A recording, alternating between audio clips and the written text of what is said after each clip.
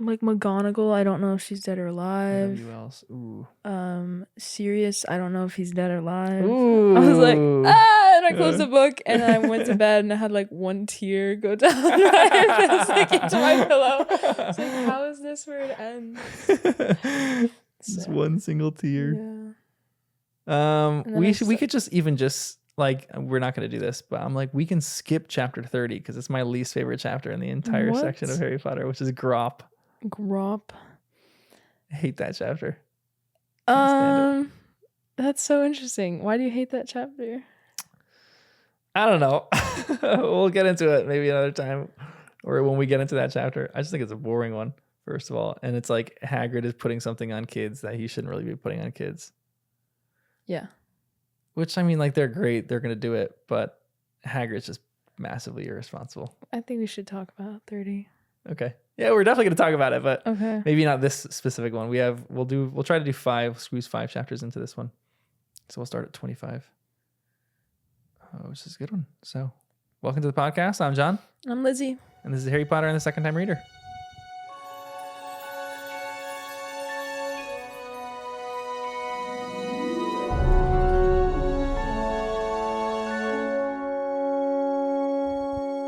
Nailed it on that one. That was the cleanest that I've ever done that. Good job.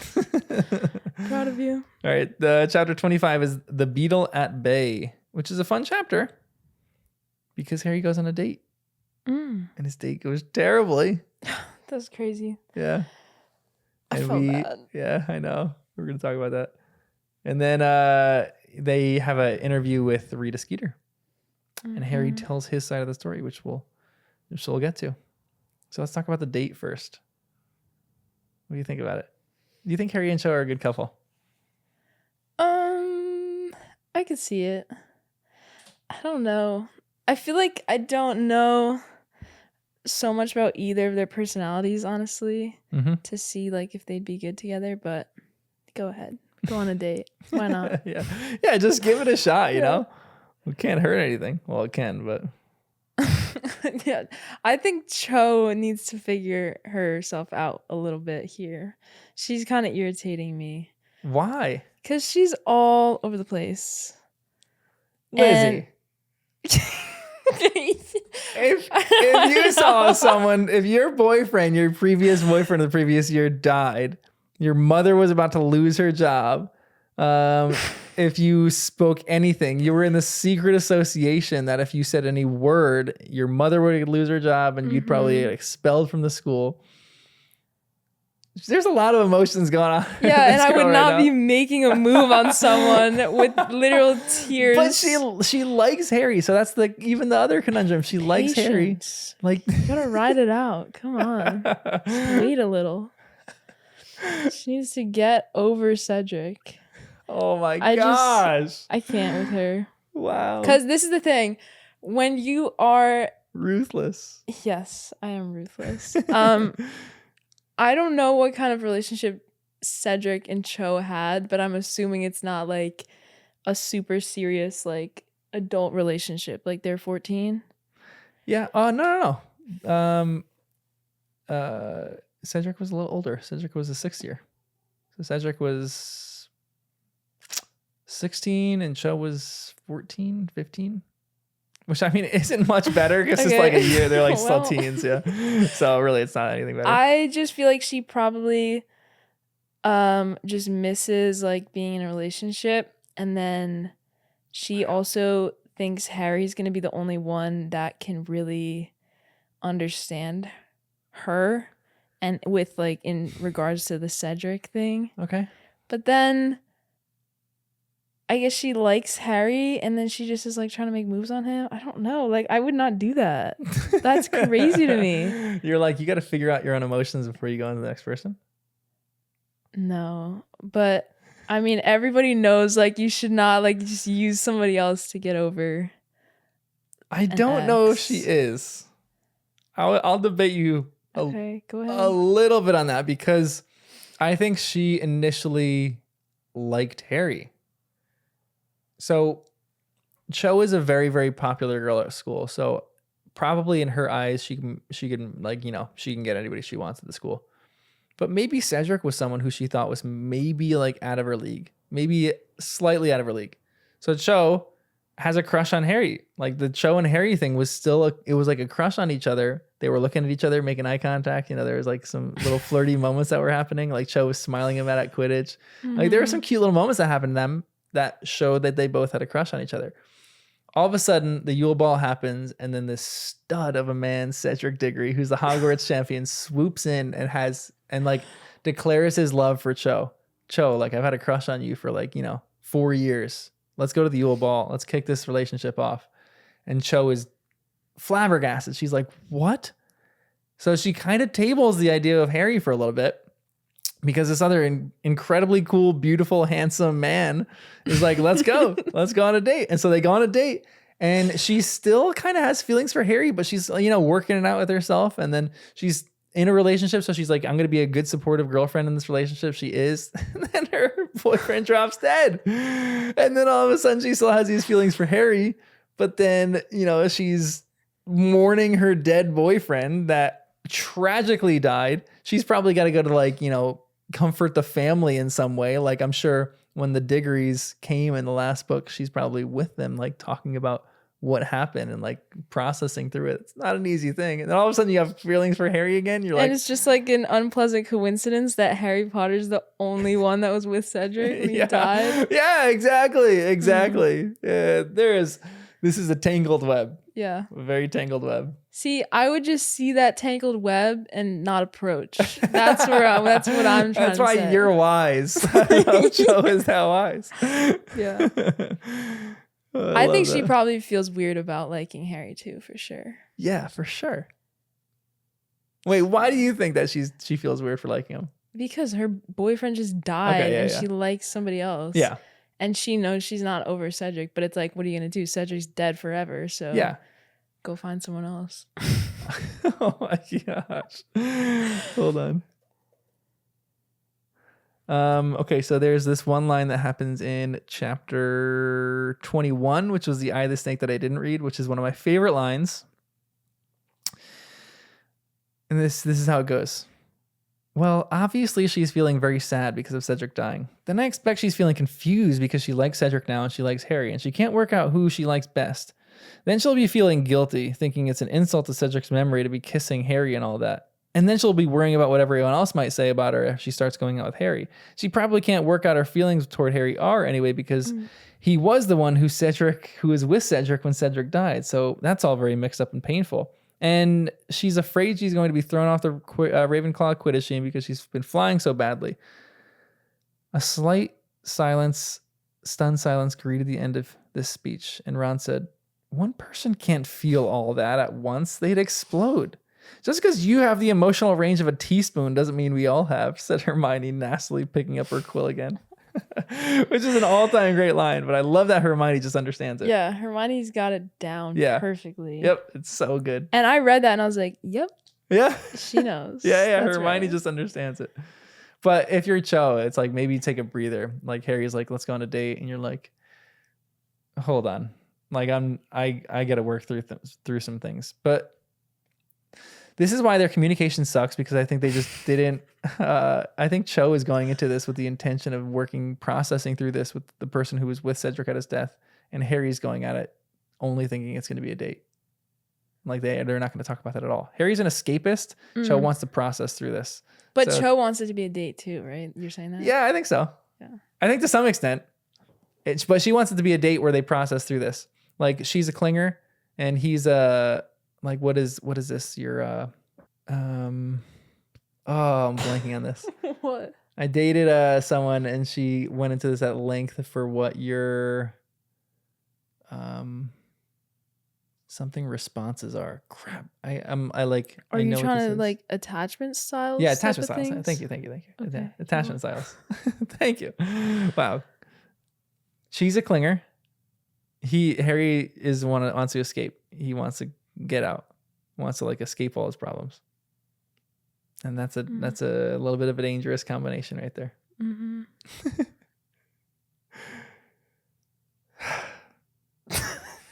The way that you take this so serious. That's so funny. I just think it's a funny section. There's a great writing too in this section. I love that Crazy. when they're on their way to their date, they're talking about Quidditch and the date is going great.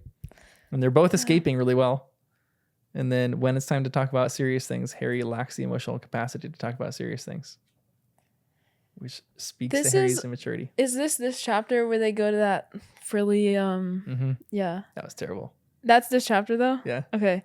Cause that I was thinking like Harry doesn't seem very confident, or like he seems a little insecure because he's seeing Yeah. what other people are doing as like setting the tone for what you should be doing, and I feel like that's very insecure. Yeah, like for you sure. should just do what you want to do and not. Yeah. But yeah, I feel like Harry needs somebody to hype him up a little bit and be like, yeah, like you can do this. Yeah.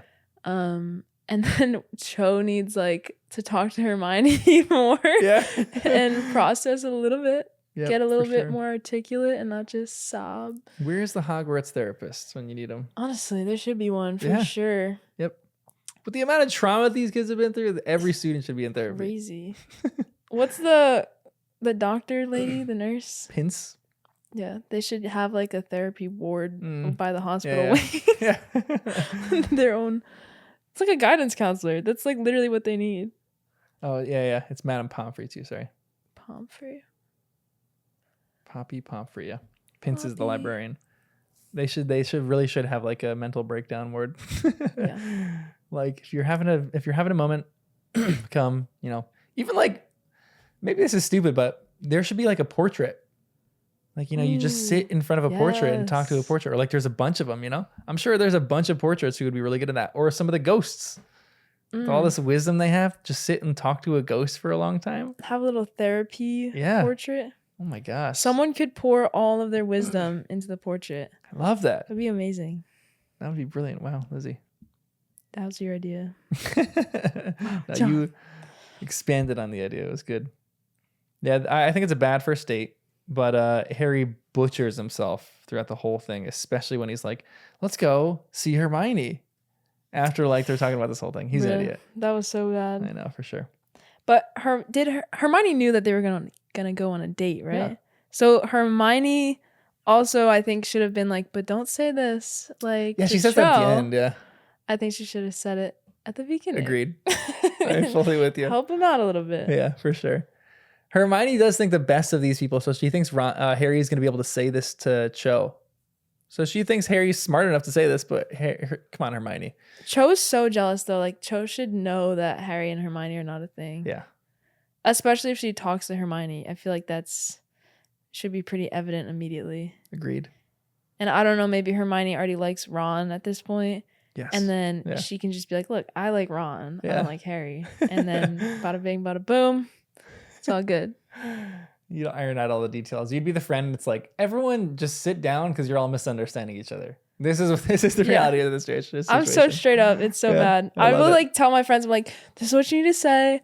I'll draft your text for you. I Just love get it. it out there. Everyone needs you as a friend. That's Just great. clarity. I don't like playing games, man. All right, chapter 26 is scene. Or before we go into that, what do you think about Harry telling his story, though? Do you think it's wise of him?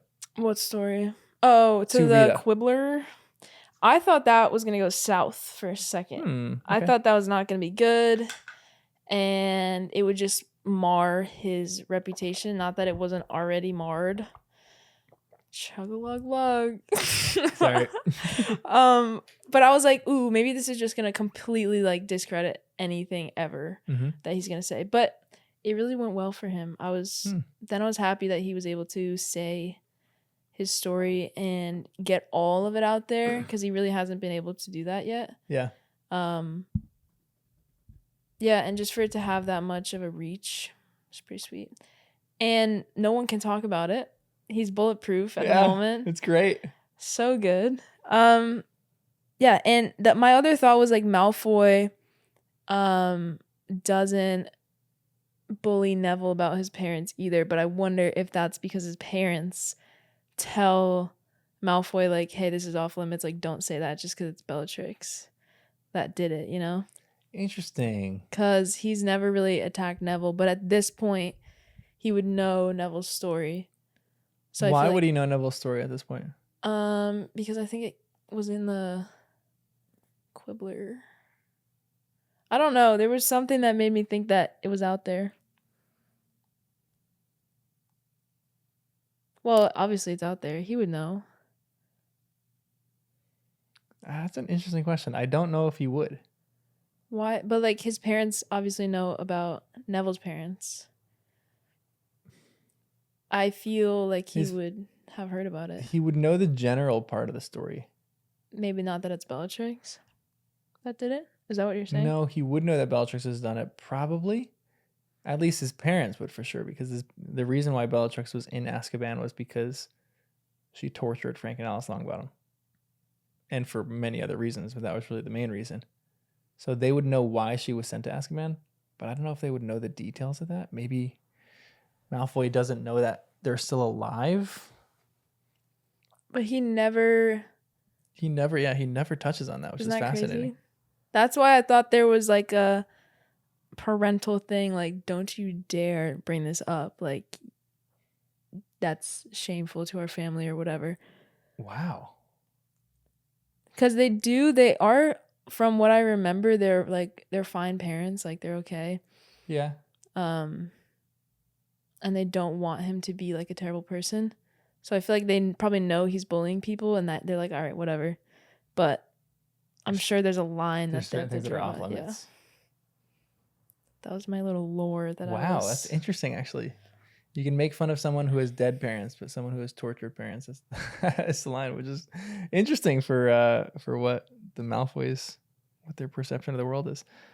Or that they maybe like that she failed, like she should have killed them, and it's like disgraceful that they're still alive. Maybe, yeah, seriously. And they didn't even want to talk about it because of that. Yeah. Dang, that's actually really fascinating. I had never thought about why. Maybe Malfoy thinks that Neville's such a sack of wet noodles that, I don't know what the phrase is, that he doesn't even think it's worth it. A sack of wet noodles. I don't know. I think I mixed metaphors there. It's great. Yeah, it works. It works. Sack of. I don't know. Sack of potatoes and you're like a wet noodle, a limp noodle. I don't know. It's maybe a euphemism for something else. Yeah. I think if he knew, if Malfoy knew, he would just be destroying Neville the entire time. Just dunking on him. Just based on how he bullies other people. Because he brings up Hermione's parents, he brings up Ron's parents, he brings up Harry's parents. He's big into the insulting your parents genre of bullying. Yeah, that's very true. That's very true. Dang, I need to think about that more. That's a really good question. Okay, next chapter is chapter 26, which is Seen and Unforeseen. Do you remember what happened in this one? It's kind of what we mentioned before in the previous, like the story's published and it actually goes really well. I wrote 26, one of the best chapters. Interesting. So I must have liked it. This is when they go to the Quibbler and it all works out. Yeah. He's getting all his mail. Mm-hmm. There's more about Harry and Cho. And there's more about the dream. Yes. I'm really not summarizing anything. No, I'm just like good. We'll go through each of those.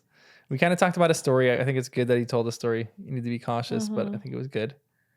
Oh, and the previous chapter in 25, that's when Hermione's suggesting that Snape might be like weakening Harry instead of helping him. That was like a big point. Do you think that that's true? I don't know. I'm confused. I think if he was trying to weaken him, he wouldn't have stopped. Okay. Because he would have just kept that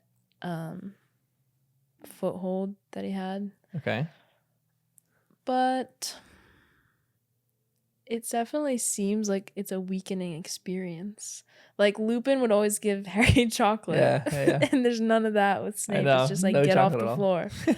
So, I don't know. I think it's awesome though that Harry saw his memory, because then he has something on Snape. Yeah, for that he could whip out.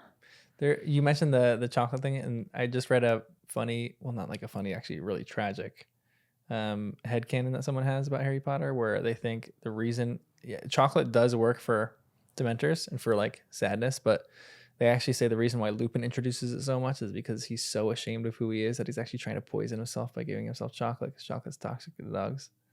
So What? that he's like ingesting chocolate in droves and has tons of chocolate because he's trying to like, end his own life. No. Isn't that a crazy, That's sad terrible. headcanon? Yeah. I mean, Lupin But definitely why- does have depression vibes. Whoa. He hates himself that much? I never really got that vibe though. Really?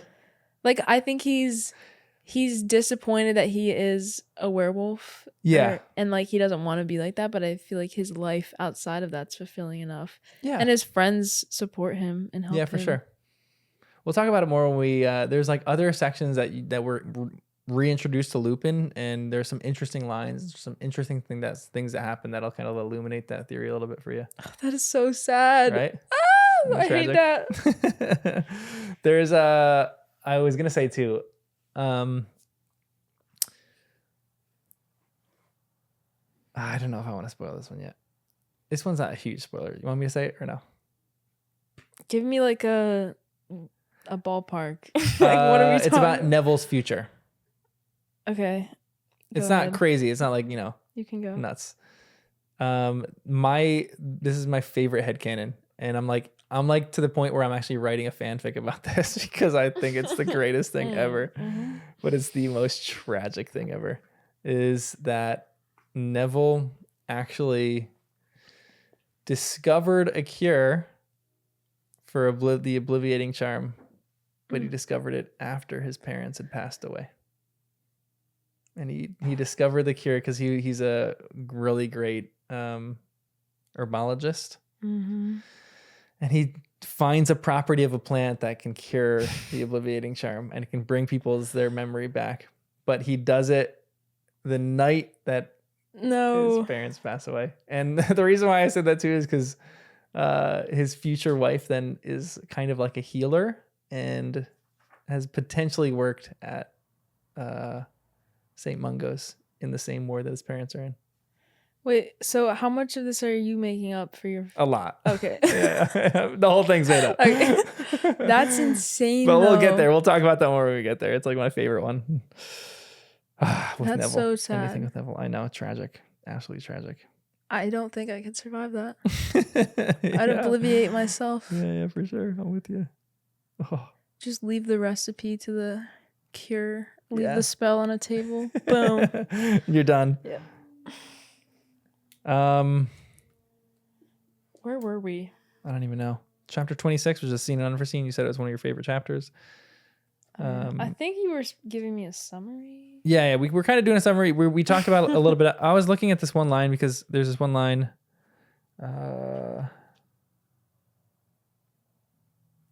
This is one question that I asked. Which is like, I mean, we don't really have to talk about this that much, but do you think Harry and Cho actually do like each other, or are they using each other almost as coping mechanisms?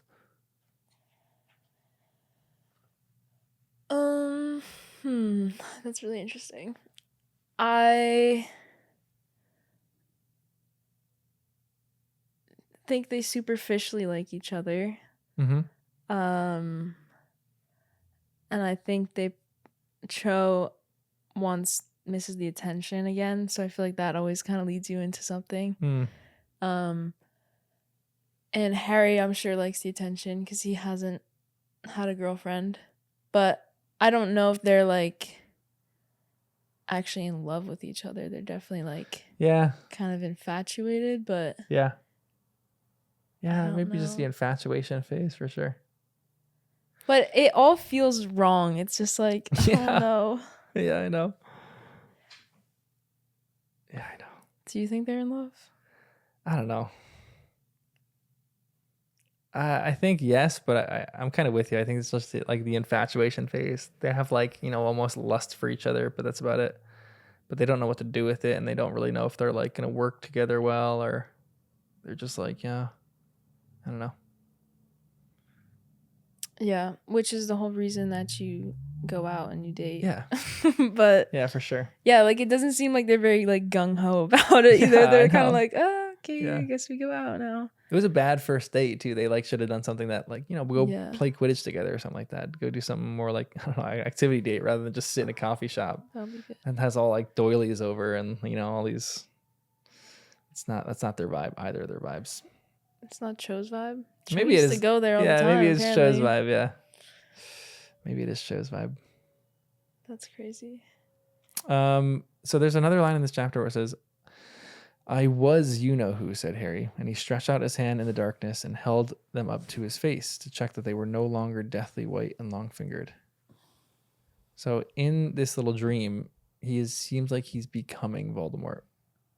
Why is Harry becoming Voldemort in these dreams? You tell me. All right, next question. I'm confused. Yeah, Again, good. I don't like. I have some things that I can put together, but like I don't understand Yeah. fundamentally what's happening. Who's controlling who? How is this happening? Like, is it out of like Harry's own desire and like the part of. So a part of Harry's in Voldemort or a part of Voldemort's in Harry? Or is it both? What do you mean? Like, exactly what I just asked. I don't even know how to say that. John, shut up. Let me just repeat it slower and more condescendingly. Like, so a part of Voldemort's in Harry. Right? That's literally what I just said. A part of Voldemort is in Harry, Do you want me to John. write it down? I can email it to you. Oh my god. That's a true statement, correct? Yeah, that's what Dumbledore seems to say. That's what Dumbledore seems to believe. We don't know. We don't know if because you don't trust Dumbledore, so we don't really know if that's the All right. truth. I trust him more than you're painting. Yeah, me I to be. know. I'm not a Dumbledore hater. No, you want me to be a Yeah, Dumbledore that's kind of hater. true. That's kind of You're true. like, this is so great. But so Voldemort's in Harry. Is Harry in Voldemort? Because that's why. No, I don't think he's in Harry. Because it seems like Harry is. Like Harry's consciousness is in a Voldemort being, whether that's like Horcrux or Animagus Snake Mm-hmm. or just Voldemort himself. Because at the end he is Voldemort and he looks in the mirror and it's like, rah. Yeah, Right? yeah. So that's something weird. I don't know. Because that's again eye contact. So there's even like, okay, so before, I'll give you maybe a little bit of information on this. Before book 4, Harry feels this connection with Voldemort. And he just like has this connection going on. And we don't really know what's going on with the connection, but they keep saying that there's a connection that's going on. In book 4, when Voldemort comes back to life, he uses Harry's blood, which is a really interesting point where you're like, what the heck is going on there? So it seems like the connection gets increased because Voldemort ends up using Harry's blood. So the blood flowing in Voldemort's veins is partially Harry's to some extent. So the connection seems to be growing in that way, but you don't really know what the heck this connection is and how it's going to impact either of them at this point in the story. And obviously, I'm not going to tell you why.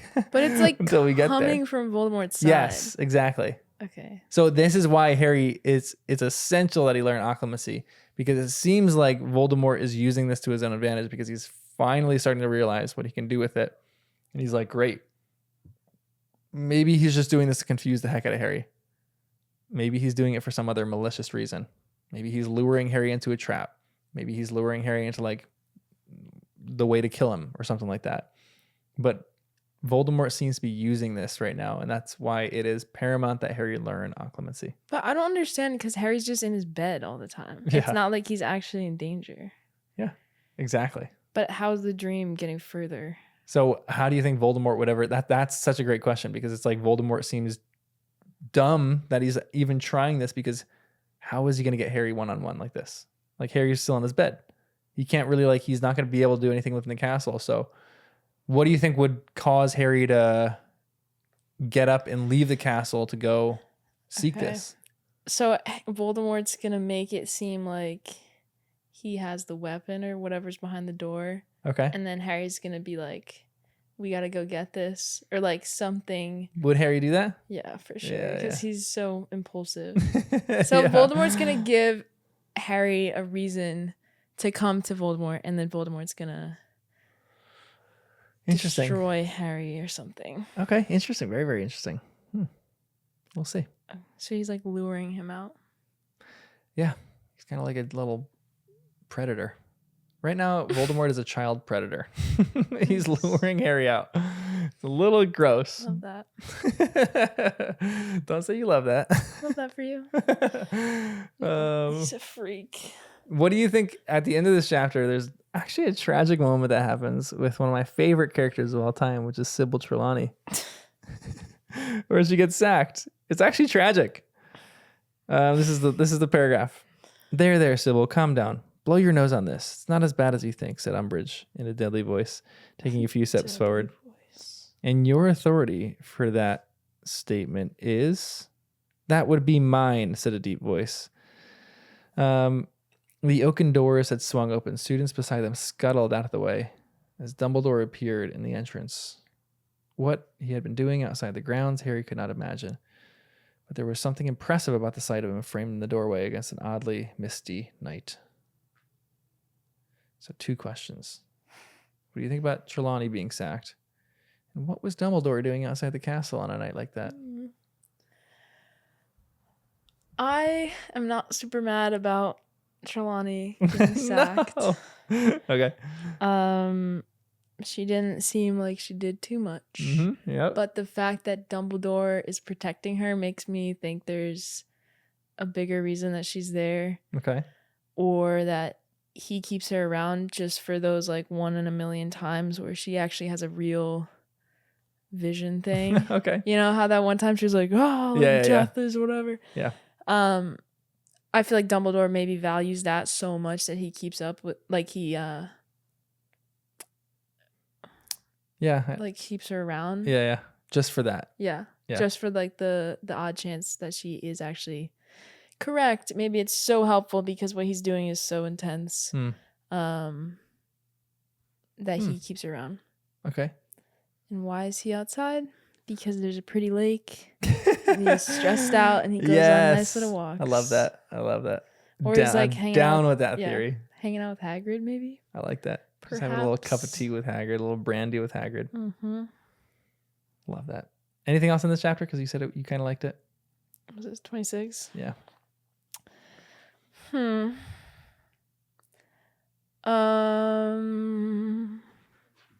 There's just like so much good stuff. I know. There's a lot of good stuff. That's a good chapter. Like we could go page by page, play by play. Yeah. Oh my gosh, Cho breathing in Harry's ear. That was really brave. That was crazy. It was like, Man. go Cho. Dude, that's a great move. Killer. The little whisper in your ear, Yeah. like the hot breath in your neck. Woo. Mm. I have this about how Dumbledore wants Harry to do occlumency to block it out. Mhm. But that's now. He's like, block it out, block it out. But in the beginning, it seemed like he wanted him to see the dream. And like when he first had that vision at St. Mungo's, he was like, oh, like we were expecting this. Like Yeah. it kind of was like exciting, whatever. So he kind of switched perspectives a little bit. Yeah, absolutely. Which is a little questionable to me. I don't Yeah. know. Because maybe I still feel like Dumbledore knows what's going on, so something is solidified in his mind at this point, and then he's like, all right, now that we know that, just like turn it off, block out Voldemort, be safe, be careful. Again,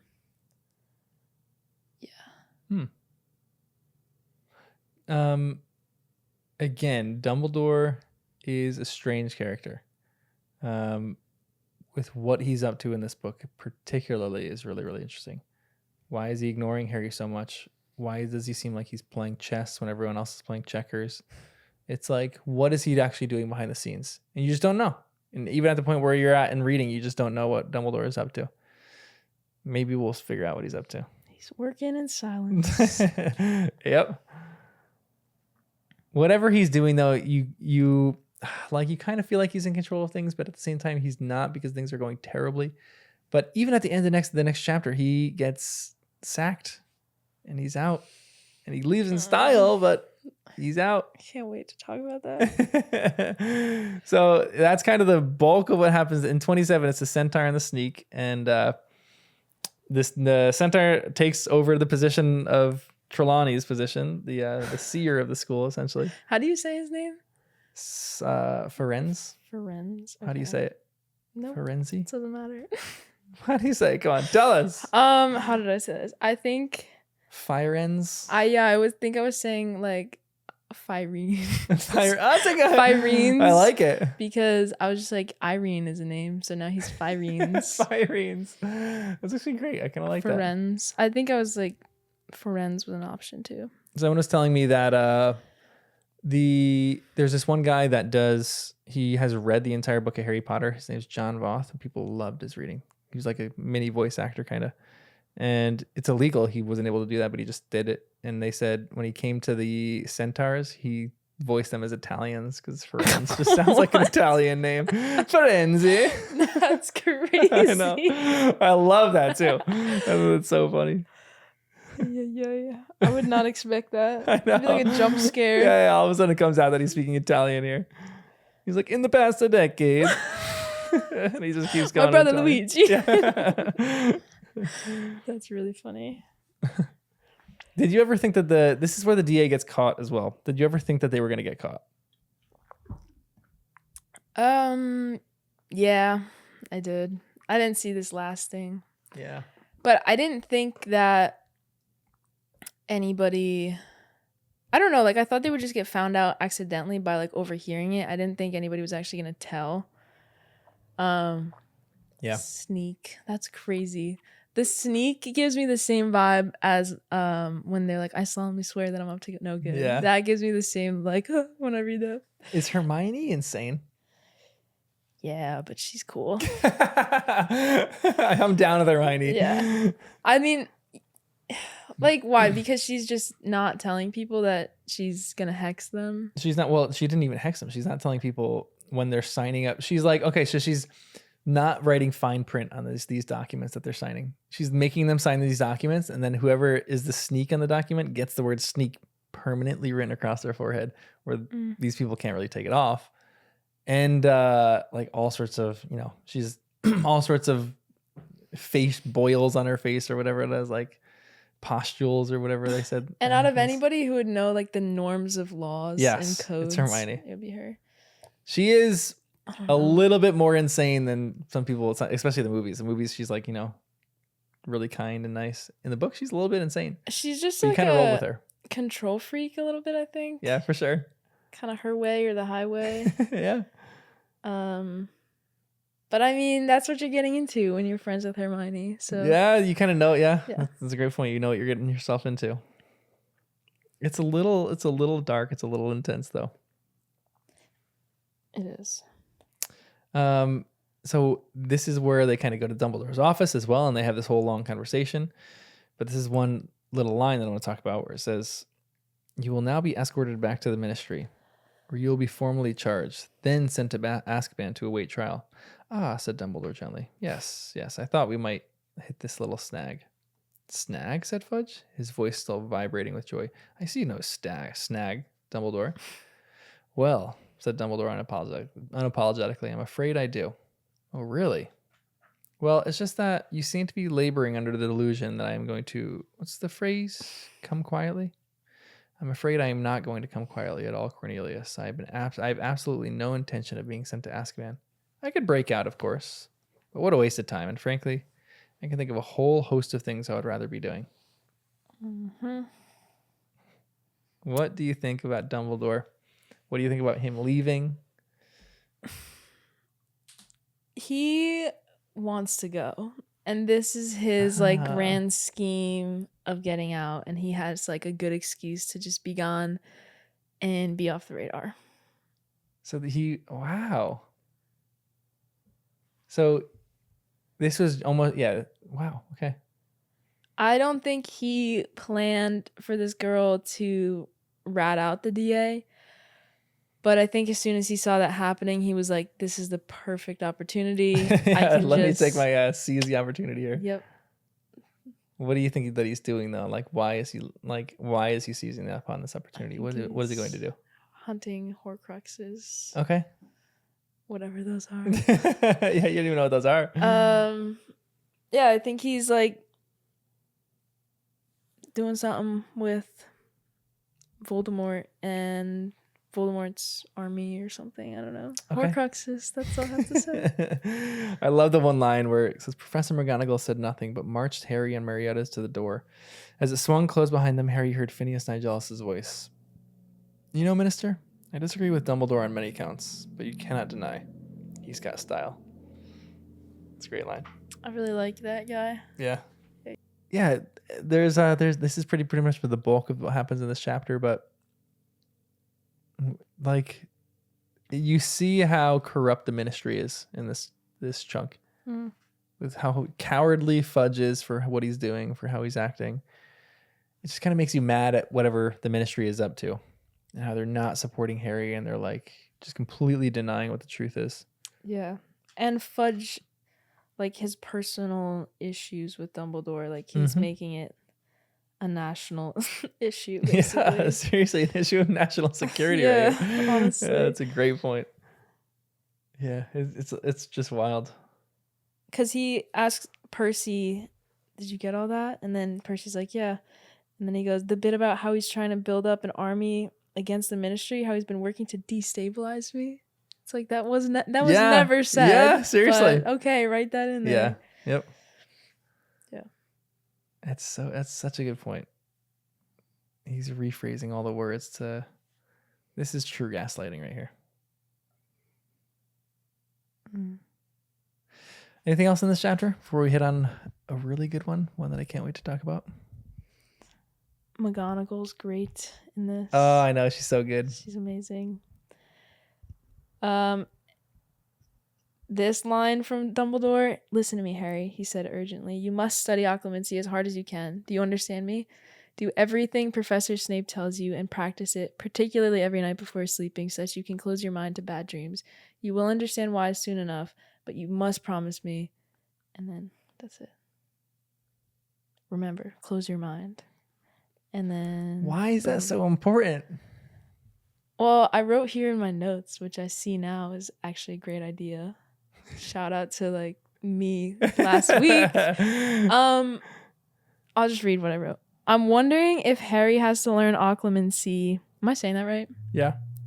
Not now for the dreams, but later when he's with Voldemort, or if he has to fight Voldemort.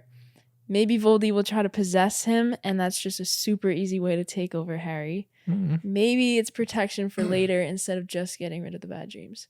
So it's like, for now, you can label it as like, oh, the dreams are bad, don't do that. But like later on, it's going to be a really important skill because if you ever come face to face with Voldemort, it's like instant death if he can just get in your mind. Yeah. Because look at how much Snape is controlling Harry just in the office. Yeah, exactly. If Snape can do this much damage, imagine how much damage Voldemort's going to do and inflict on him.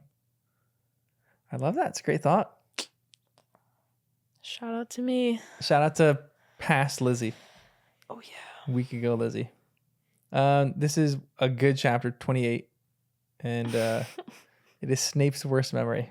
I was like, McGonagall's going to be headmaster. Yay. And then boom. Yep. Umbridge. I was like, what? No. I was so mad. It's Ministry overreach. It's crazy. I could not. I was laughing at this. I was like, that's so ironic because I was so hyped for McGonagall to come But I here. love the moment, though, that Umbridge tried to get back into the office last night after they searched the castle and grounds for him. Couldn't get past the gargoyle. The head's office has sealed itself against her. Ernie smirked. Apparently, she had a right little tantrum. I love that too. It's so good. It's funny. And then this is when the twins kind of give up, right? And they just start going crazy. There's like a funny bit of lines here that we get. It says Malfoy just docked us about 50 points, said Harry furiously. They watch several more stones fly upward from the Gryffindor hourglass. Yeah, Montague tried to do us during break, said George. What do you mean tried, said Ron quickly. That sounds wrong. He never managed to get all the words out, said Fred, due to the fact that we forced him headfirst into that vanishing cabinet on the first floor. Doesn't he like not come back for a month or something? Yeah. Yeah. Which is wild. What the heck is this vanishing cabinet? Who's this kid? He's a prefect from Slytherin? Montague? Yeah. He seems like it. Or no, he's not I don't know if he's a prefect. I think he's part of the High Inquisitorial Squad. Yeah. One of those little rats. The squad.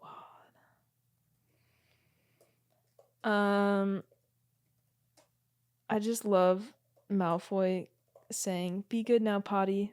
Weasel King." Like those nicknames. I don't know their nicknames, but that was great. I was like, that's so funny. Honestly, Malfoy is undefeated on coming up with nicknames. I think he came up with the nickname Patronus Potter. Or no, Lucius came up with the nickname Patronus Potter. The Malfoys are good with nicknames. Potter. Yeah, that was Patronus so funny. Potter. Weasel King. Oof. Yeah. She tries to give him... Umbridge tries to give Harry... Yeah. Veritaserum. Veritaserum. Yeah. Which Harry actually caught. Which I know. Good. Finally, Harry is catching on to some like devious things that she's trying to do. But she really is pretty reprehensible. Like, Veritaserum is an interesting thing. I think it's partially good and partially bad. I don't know though. The way she's using it is obviously like a severe detriment. But what information would Harry give to her? Like, because I don't think she would be asking the right questions. Well, she was asking about Sirius. Yeah. So, yeah, that's true. That's a great point. I kind of forgot about that. So, yeah. So Harry would be screwed. He's like, all right, Sirius is here. You know, here's the address to the house. Here you go. Yeah, that's a great point. Yeah, where is Sirius Black? So she is asking the right question. Mr. Potter, let me remind you that it was I who almost caught the criminal Black in the Gryffindor fire in October. I know perfectly well it was you he was meeting, and if I had any proof, neither of you would be at large today. I promise you. I repeat, Mr. Potter, where is Sirius Black? So she wants them both in Azkaban, essentially. Yeah, it's true. So that's not good. Yeah. She's the worst. And she asked about Dumbledore too. Yeah. Which Harry doesn't know, so that wouldn't have really worked at all. But do you hate her the most out of anybody in the book so far? Like, who's your least favorite character? I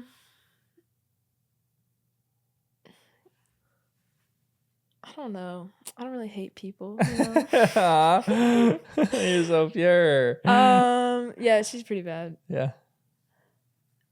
I would have to kind of think and try to keep a mental like benchmark of how bad people are. She's pretty bad. She's pretty evil.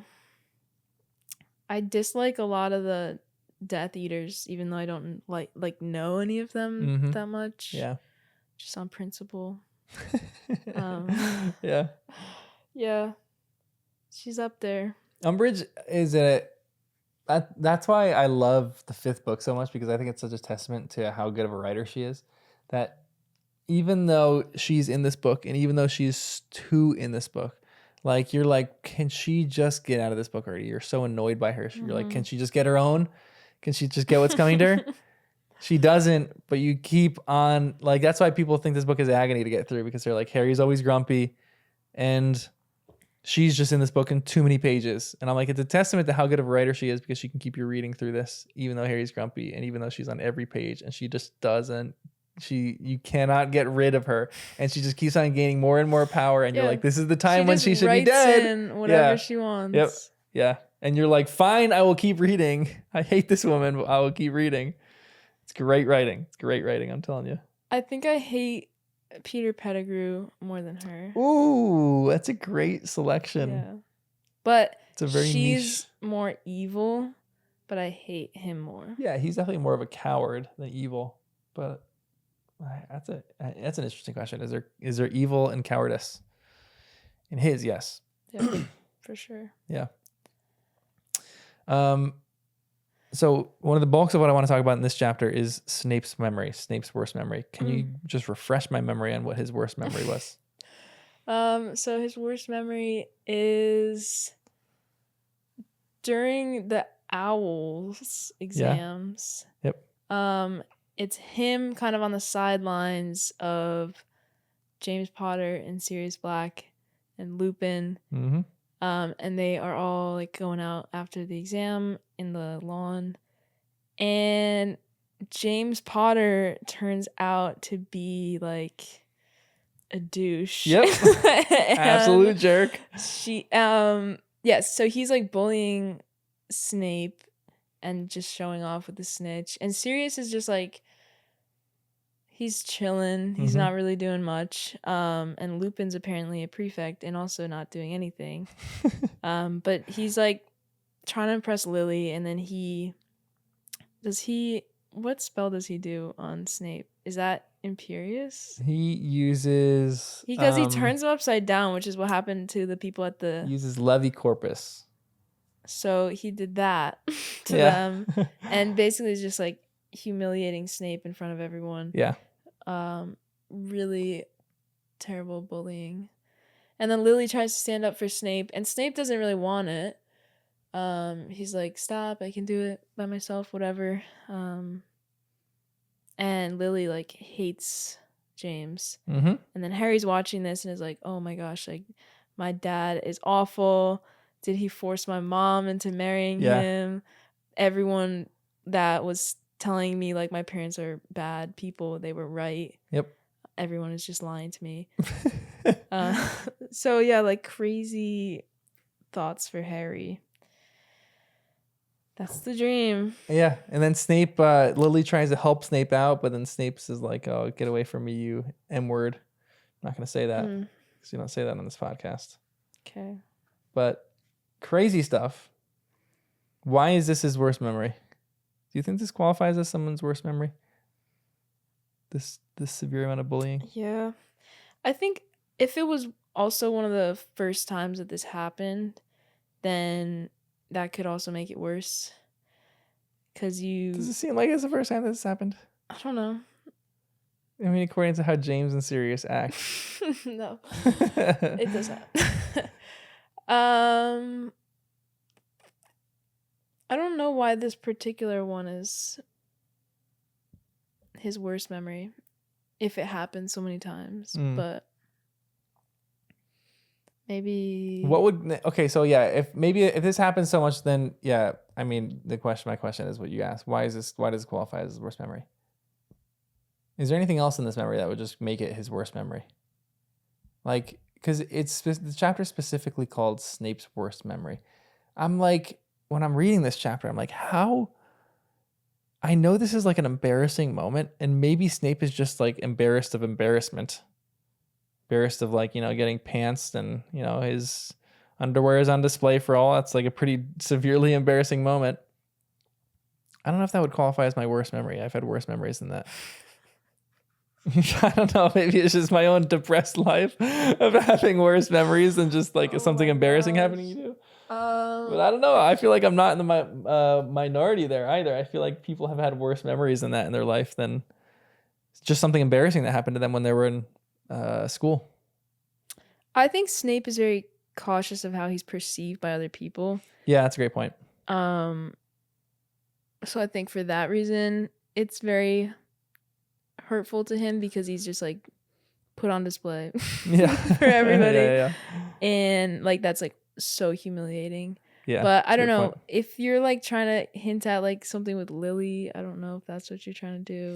No, I'm not really trying to hint at anything. I'm just it's more of like, again, a conjecture point rather than like we know this and we don't know this.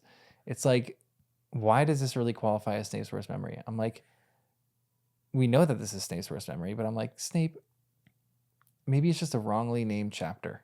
Maybe in Snape's mind. Sorry, did I interrupt you? No. Maybe in Snape's mind. You can interrupt me any time that you ever want. He was ready to come back at them. Like he was finally like courageous enough to like zap him back with something, Hmm. and he didn't, and maybe he's like a personal regret type of thing, Oh. where like, oh, I had this spell in my pocket, like I was prepped for this and I didn't do it. Hmm. Like that could be going on in his mind. Like there could be something He regrets what he didn't do.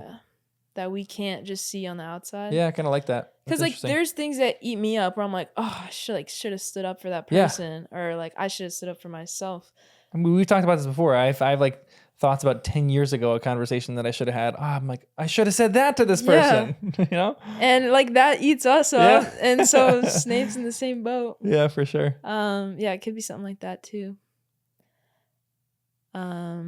Maybe he's like really purely evil and he was gonna kill them and he like regrets like not killing them. I don't know. Fascinating. Interesting. Okay.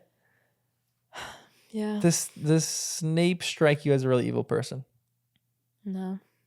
Why? I think he's just hurt.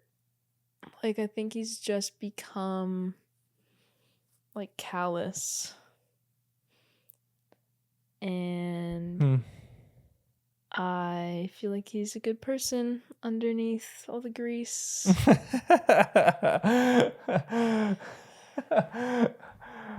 That needs to be your book title. That's a great book title. Good underneath all the grease. Yeah. That's He's like just Italian. He's got that Italian grease. You just can't get rid of it. Oh my gosh, I love that. Yeah, I honestly don't think he's like evil. Interesting. Okay. He might be a dark wizard and he might be bad, but I don't. He's not like bad. Low-key, Filch in this chapter, he's like, what is going on? Filch is not even low-key. Like, yeah, Filch is underrated as one of Oh the my darkest gosh. characters in this whole series. he's like muttering, like running around the castle, like, I can whip these kids. He's ecstatic. He's like, this is why I kept the chains well oiled. Makes me You're like, sick. some freaky stuff is going on in that guy's mind. He is a sick human being. Him and Umbridge should Yeah. get together. It's gonna be a lot of weird stuff that goes on. A lot of BDSM in that. Yeah, Filch is Awful. Awful. Reprehensible. Filch, I think, is like the first like dark wizard that I'm pretty sure is not a Death Eater. Where I'm Yeah. like 100% you're a dark But wizard. He's just dark. Yeah, Yeah. scary. I don't like Filch it. Why is is he at a truly school? scary. Why is he at a We school need of some children? Laws Yes. here. 100%. To Like, prevent- I am all for it. I love the fact that, okay, one thing that I really love about Dumbledore is that he doesn't hire teachers that just agree with him. And I think that's admirable in a school principal, that you're not just going to like create replicants of yourself. It's going to be like a diverse school. There's going to be like school, like people that disagree with you and like speak poorly of you. And, you know, you just keep going through the school. There's a line that you cross when you get to literal child torturers. yeah. I'm like, don't hire people who are torturing children. Why are we hiring Filch? That There's, like, doesn't make an ounce of The sense to me. agree and disagree, and then just Yeah. like moral wrong. Yeah. He's past that line. Child torture is where we draw the line Yeah. for hiring people at Hogwarts. But Umbridge is all about that life. Yeah. I'm like one of the basic questions you ask when you hire a teacher. Okay, what do you think punishment should be for a student? Oh, Yeah. chains and whips. You're like, all right, thanks for talking. We'll keep in touch. Get the heck out of here. We're done. Oh So my true. gosh. Wild Yes. stuff.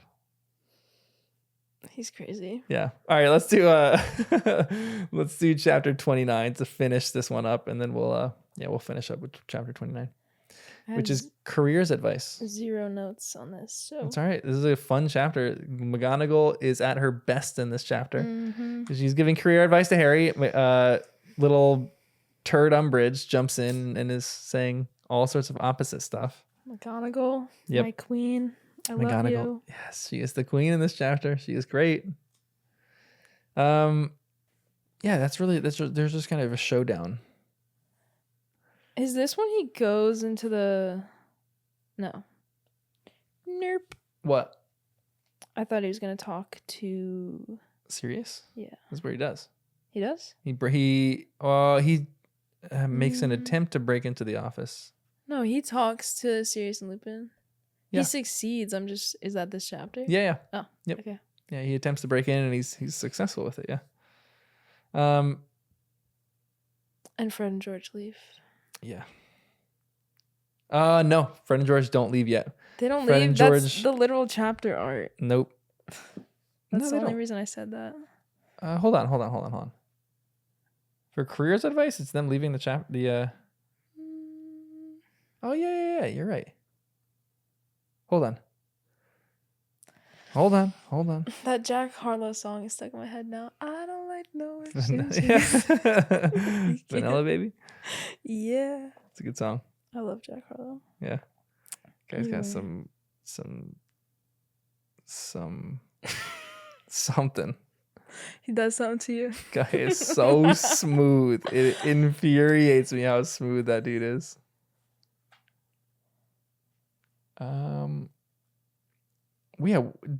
Is this? Just ask your people. They know. I know. I'm looking. Oh yeah, that's probably true. I'm looking at this on my notes rather than stream. Hey Everyone. people, what happens in this chapter? Hey people, the Fred and George leaving this chapter or the OWL's chapter? The chapter art is them leaving. What does he have? Yeah, I mean it's two dudes on brooms with one has a chain hanging off of Interesting. it. so- Okay, so I guess they do leave in the chapter. I thought they left in the OWL's chapter. My bad. No, wait.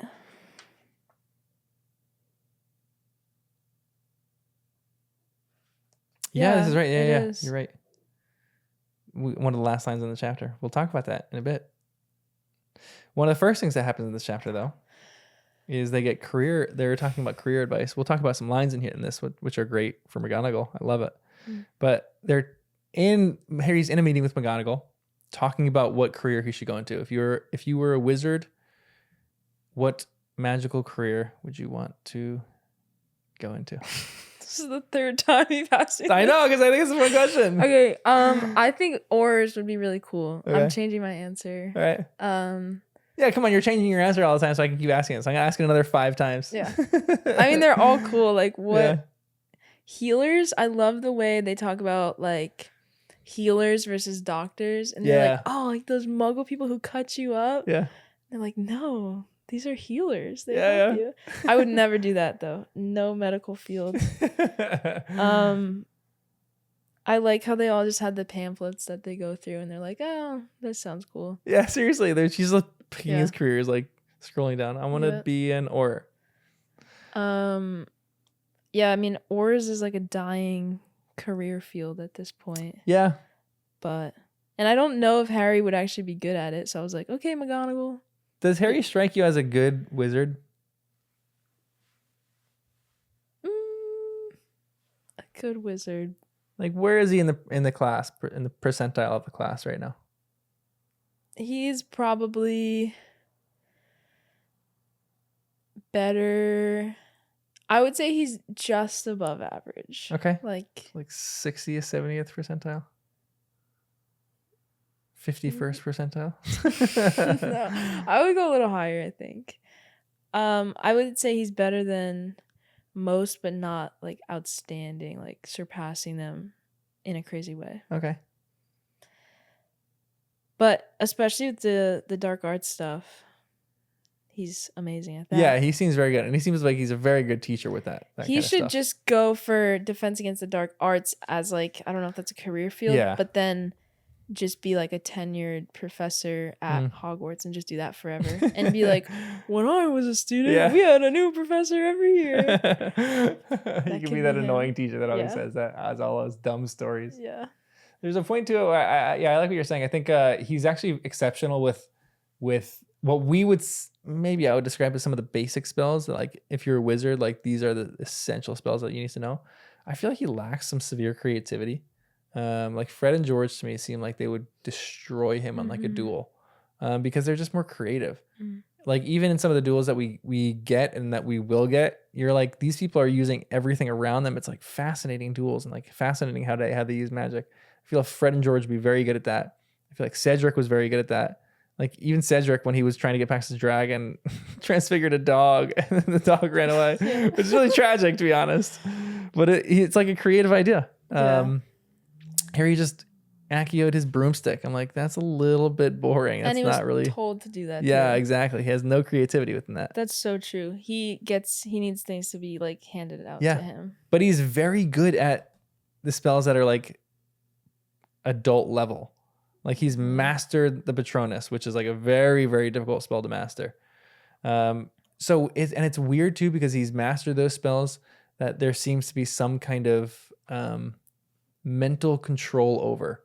Like your Patronus, you need to. It's like a meditative spell. You need to control your mind. You need to be thinking about happy thoughts, but he can't perform occlumency. It's like a conundrum. Like, how is he able to continually focus on happy thoughts and do this, but he can't block out certain thoughts from entering into his brain? But he doesn't want to block out the thoughts. Yeah, for sure. It's his desire to, which is a great point. Yeah, he definitely has a lot of maturity in that sense. Yeah. So I don't know. I feel like he'd be a good Auror, but a bad Auror at the same time.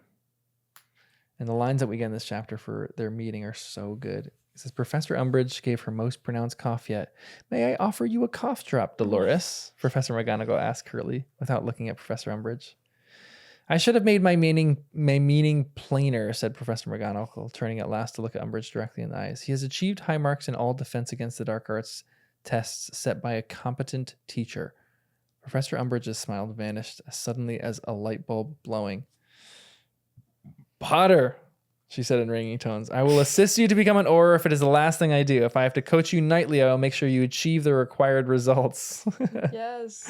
I love her so much. Me She's too. the greatest. I'm already gonna say she's my hot tamale and my house cup in these chapters. She's so good. She is. And this is my favorite moment in these chapters. So fantastic. But yeah, her showdown with Umbridge is great. I think it's such a good moment in these chapters. You like need it. You need someone to just stick up to Umbridge because she's just been doing whatever she wants. Yeah, and McGonagall's that like powerful persona too. Yeah. Yep. Oh, it's so good. It is so good. And she's like sassy. She claps back. Oh yeah, I love her. I know. And then our boys Fred and George leave, which is great. Stop them, shrieked Umbridge, but it was too late. As the inquisitorial squad closed in, Fred and George kicked off from the floor, shooting 15 feet into the air. The iron peg swinging dangerously below. Fred looked across the hall at the poltergeist bobbing on his level above the crowd. Give her hell from us, Peeves. And Peeves, who Harry had never seen take an order from a student before, swept his bellied hat from his head and sprang to a salute as Fred and George wheeled about to a tumultuous applause from the students below, spat out of the open doors into the glorious sunset. The glorious sunset. Oh, so good. I love that. I know, it is such a fantastic moment. Do you think Fred, George, and Peeves were like really close and they were like that was their go-to ghost? He's not a ghost, he's a poltergeist. Whatever, same thing. He's not one of the Casper ghosts floating around the castle. They're all the same. Yeah. I don't know. I don't think they were like buddy, but I think they had maybe a mutual respect for each other. You don't think they like traded prank ideas? Maybe I kind of actually like that. Maybe this is where they got some of their ideas from, like from just talking to Peeves about what they should do, because Peeves has been, causing mischief since the beginning of the school, since the inception of the school. So maybe I actually kind of like that. And I think Peeves is learning a lot from Fred and George as well. I like that new headcanon. They have weekly powwows. They meet, they sit down, they have some good food together, and they just talk about how they can disrupt the school. Because I feel like everybody has to have a favorite ghost or portrait.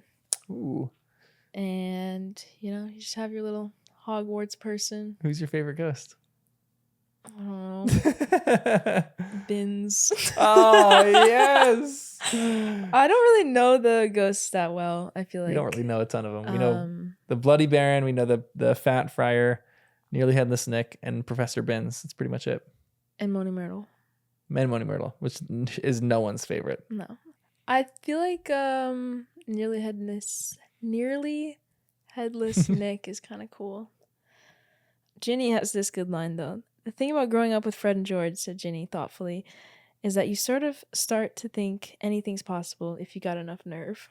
And I just love that. That's so Love good. her brothers are inspiring her to Yeah. think that anything is possible. What good brothers. I know. They really are. Like, I love Yeah. their sibling Yeah, relationships. me too.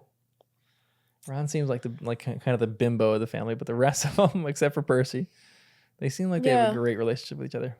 That's so true.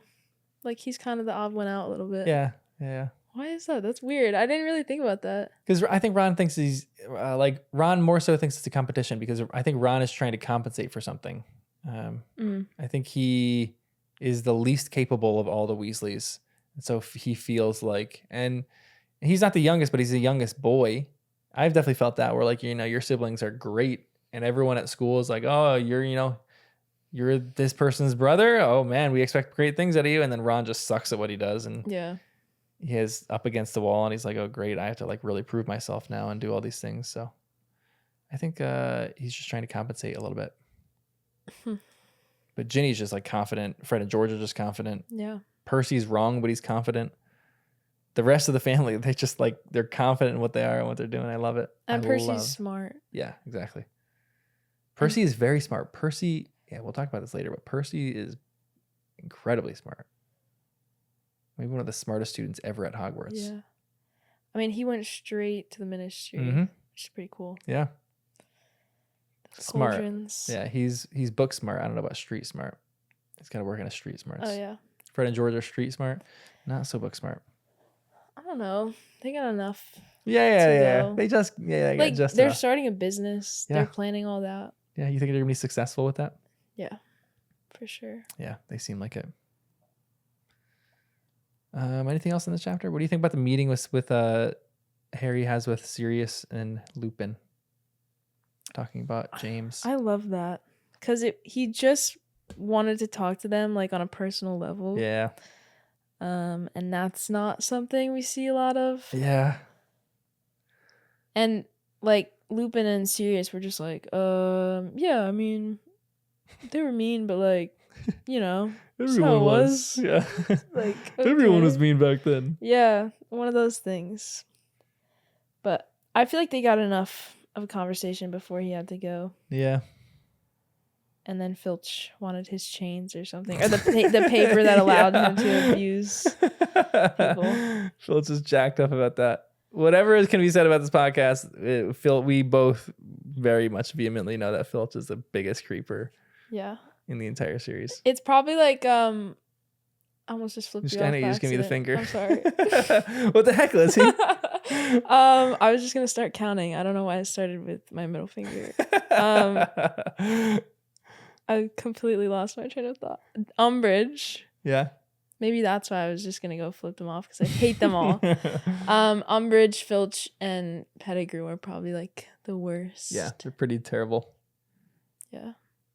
Filch is kind of seen as like comedic relief, but in the darkest way possible. Filch is so dark. He's also not in the spotlight a lot. Mm. And then he just like comes out of the woodwork and you're like, what is Yeah. wrong with you, psycho Yeah. freak? And then he's gone again. Yeah. And a lot of the reason why people think Umbridge is the worst is because Pettigrew is cowardly and bad.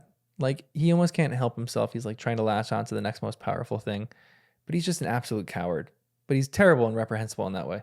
Filch is just, like you're like, okay, dude, you can't even help yourself. You're just like a Yeah. perverted, nasty, weird guy. You just go do your own thing. Maybe leave the school, do your own thing.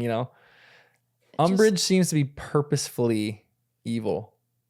She knows what she's doing, and she knows how almost, I don't know if she knows how evil she is. She thinks that she's right on these things. And that's what makes it almost worse for a lot of readers. Very true. It's brutal. Yep. Well, Thanks for joining us on our journey of Harry Potter and the second time. I forgot to reading- freaking tell I the know, favorites again. I jumped on it. All right. Okay. I will say I love McGonagall Okay. in this.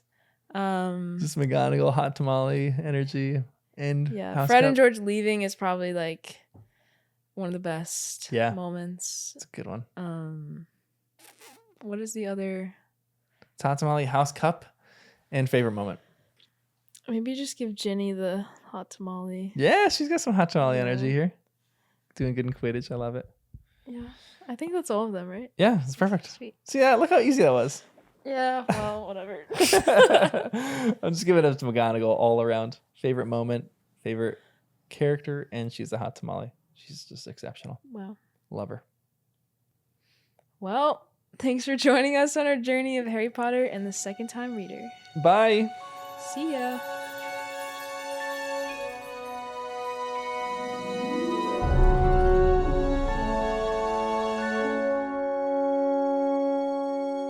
That wasn't so hard, was it? That one wasn't for some reason. They always all are. Everything know. leaves my mind Yeah. as soon as it I know. comes. It is tough.